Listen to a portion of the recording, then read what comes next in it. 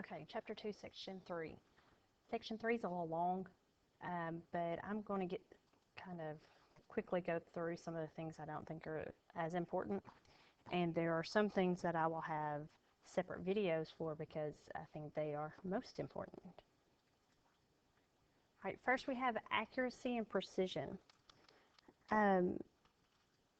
Accuracy is how close you can get to the correct value. So if I send you to lab and I want you to prove to me that the density of water is 1, you will take whatever container, you will zero it out on the scale, you'll pour some water in it, you'll write down its mass.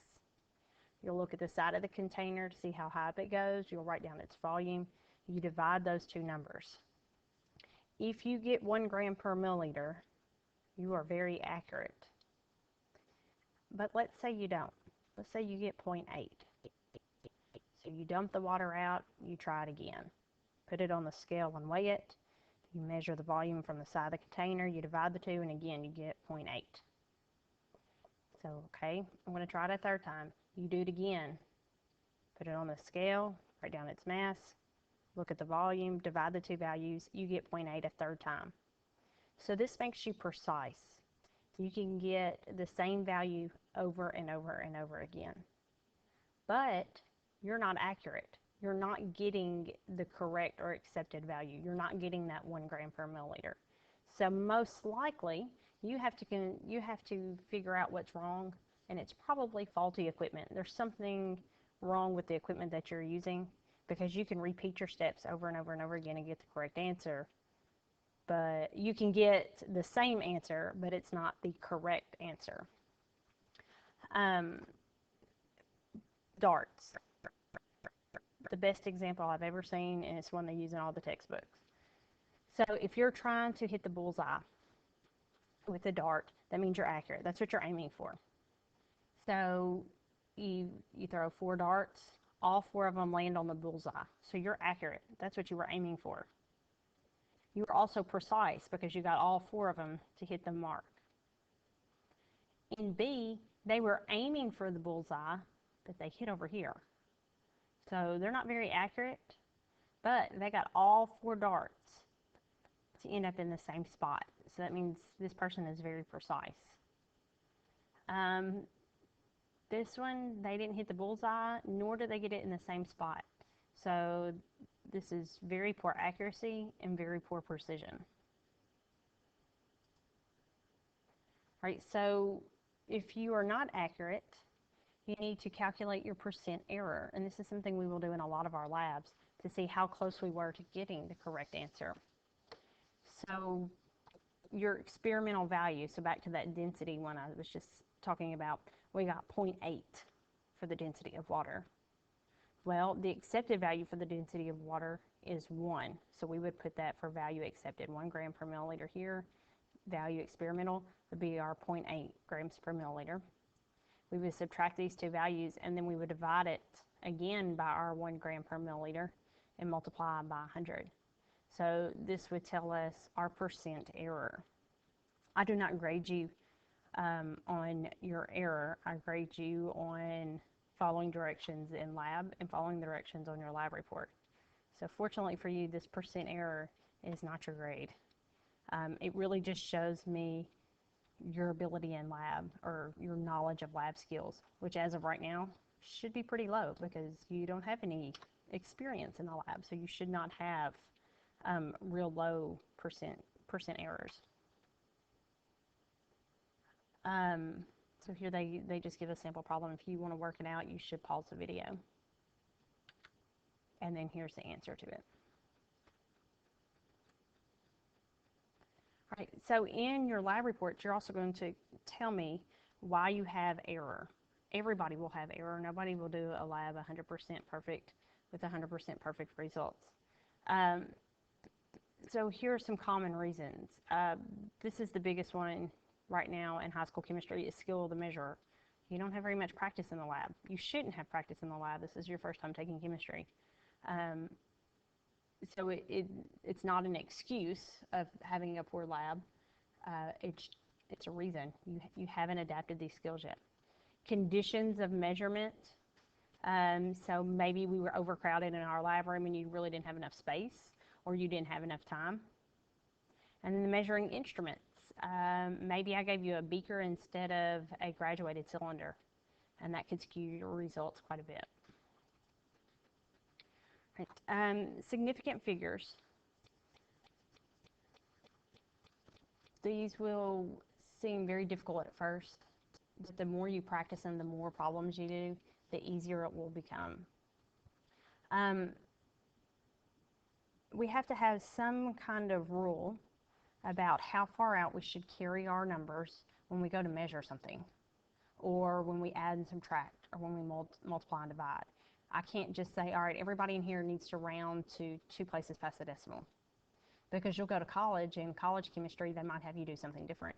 So we need some kind of rules that are international about how we should round our numbers, or how far out we should carry them. And so that's what significant figures are. Don't think of the word significant as you do in our just common speaking language. We're trying to measure how many known digits we have and how uncertain our value is. So the word significant doesn't mean important or of higher importance than anything else. It has more to do with how many digits we need in an answer. Your book has a set of rules for significant figures. I've taken those rules and kind of simplified them, and I've added them to this PowerPoint. So it might be easier to use my rules. You might prefer to use the book rules. It doesn't matter. You'll get the same results. So when we're in lab and we're using rulers to measure something, we should all have the same number of decimals in our answer. Because if we look, so we're measuring the length of this nail. We all know that here's 6 centimeters, here's 7 centimeters.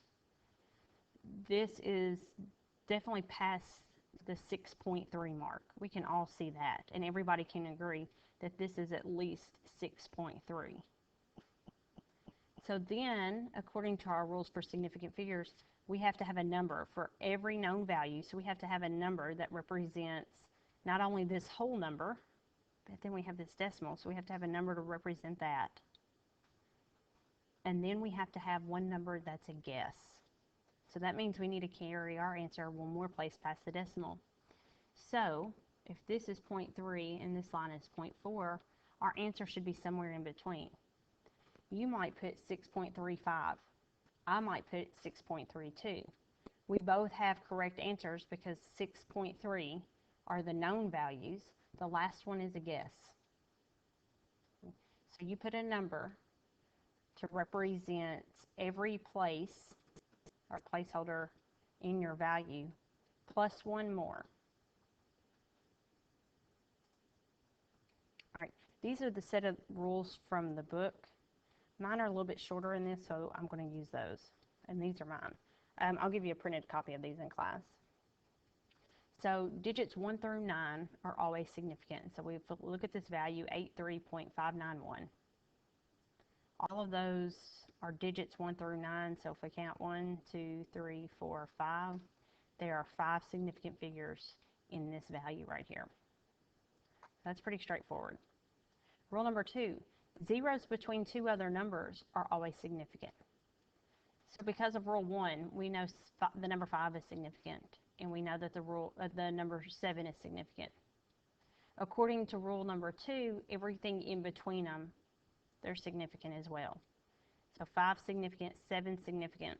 So the zeros in between, we count those. So in this number, there are 4 significant figures. 1 is significant, 5 is significant. Even though we have a decimal here, all the zeros in between 1 and 5 are significant. So if we count, there are 6 places, so there's 6 significant figures. All right. Rule number 3, zeros to the right of the decimal point, or decimal place, and to the right of a number are significant. So we know 4 counts because of rule 1. Rule 3 says zeros to the right of a decimal point, so we look at the very last zero. It's to the right of a decimal point, and it's to the right of the number 4. so it counts, it's significant. So since this last zero is significant and the first value is an actual number, it's significant, everything in between is also significant. So this has 4 significant figures. I don't like this second example. We're going to skip it. 5.00. We know 5 is significant. The very last zero, it's to the right of the number, it's to the right of the decimal point, so it counts. So everything in between this last zero and the 5 also counts. So we have 3 significant figures.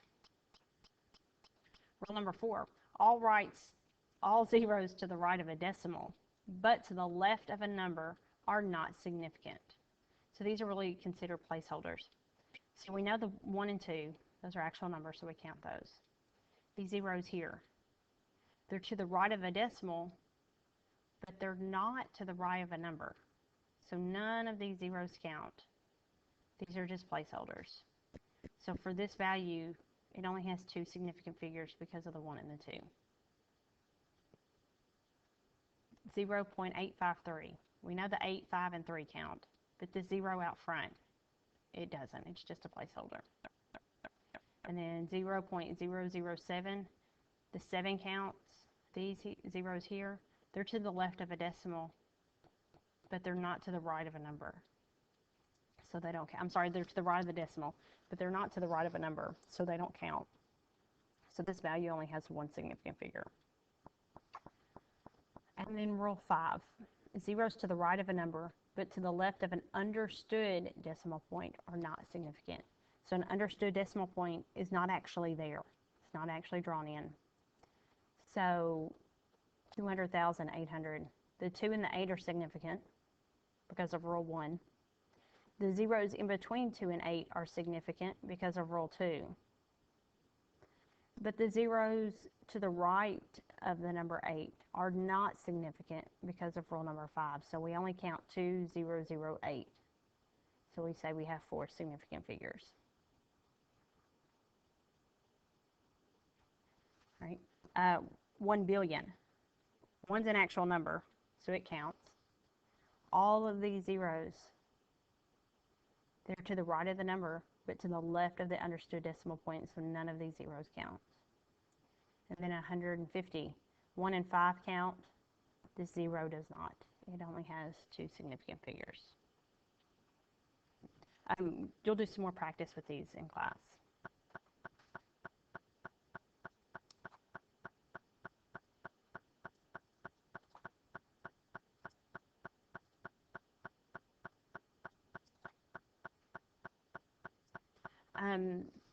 These are rounding rules. Most of you know how to round. Just look at the first 2 rules. If it's greater than 5, we round it up. If the value is less than 5, it stays the same. Don't worry about the rest of it. We're not going to get into those. That is outside of the realm of this course. All right, so what about when we add and subtract? How far out do we carry our answer? Again, your book gives you rules for addition and subtraction and multiplication and division. I took their rules and kind of simplified them. So I added mine in. You can use my rules or the books. It doesn't matter. You'll get the same results. But when we add and subtract, your answer can only show as many decimal places as a measurement that has the fewest number of decimal places. So in this example, 3.76 grams plus 14.83 grams plus 2.1 grams. 3.76 has 2 places past the decimal. 14.83 has 2 places past the decimal. 2.1 has 1 place past the decimal. So, since 2.1 has the fewest places after the decimal point, it only has 1 place, we need to round our answer to 1 place past the decimal. So if we add all 3 of those in our calculator, we get 20.69. We have to have 1 number past the decimal point. So this 9 is going to round our 6 up to a 7. So when we add and subtract, don't think about significant figures. You're looking at the number of places to the right of the decimal point. Right, multiplying and dividing. Now, instead of looking at decimal places, we're going to go back to our rules of significant figures. When multiplying or dividing, your answer may only show as many significant digits as the multiplied or divided measurement, showing the least number of significant digits. All right, so 22.37 centimeters times 3.10 centimeters times 85.75 centimeters. So we put all that in our calculator. This is what we get as an answer. But what should we round to? Well, 22.37, it has 4 significant digits. 3.10, this zero's to the right of a number and to the right of the decimal, so it counts. So this one has 3 significant figures. And 85.75 has 4 significant digits. So looking at these 3 values, 3.10 has the least number of significant figures. So we need to round this calculated answer so that it only has 3 significant digits. So we always start at the far left. So digit 1, digit 2, digit 3. It's a 4. Should we round that up to a 5 or leave it as a 4? Well, since there's a 6 just after it, we know we should round that up to a 5. Now, if we write out our answer is 595, that really doesn't give us a correct representation for 5,946. So we have to remember to put a 0 as a placeholder where this 6 used to be. So our answer is 5,950. Think of it like money.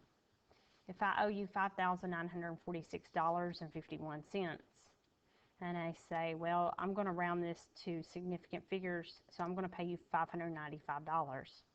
You're not going to be very happy with me. So 5,946 would round up to 5,950. We have to put in these zeros for placeholders to the left of the decimal. We'll do some more practice with these in class as well.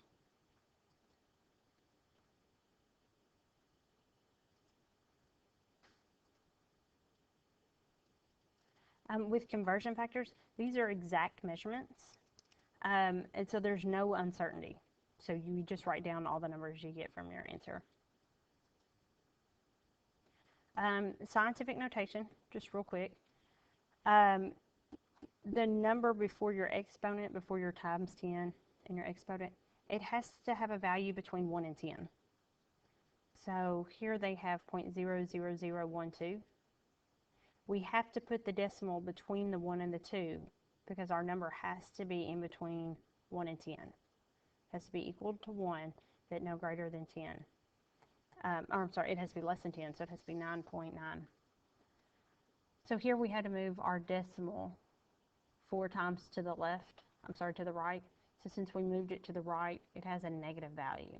If we move our decimal to the left, it will have a positive value.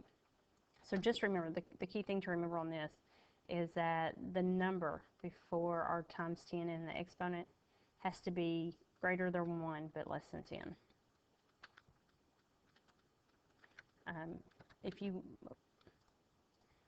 want to go back and look at the scientific notation rules more, pause the video because I'm just going to kind of skip through them. When you add and subtract, they have to be the same value. Your exponents have to have the same value. When you multiply, you add the value of your exponents. And when you divide, you subtract the value of your exponents.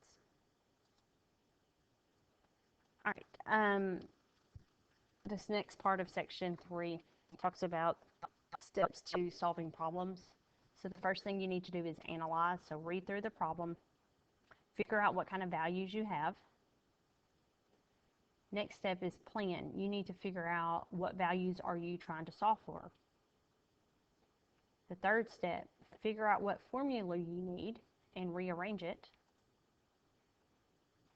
Put it in your calculator and get an answer. And the last step is to evaluate. Does this value make sense? Did you put units behind your numbers? And did you round it so that you're using correct significant figures?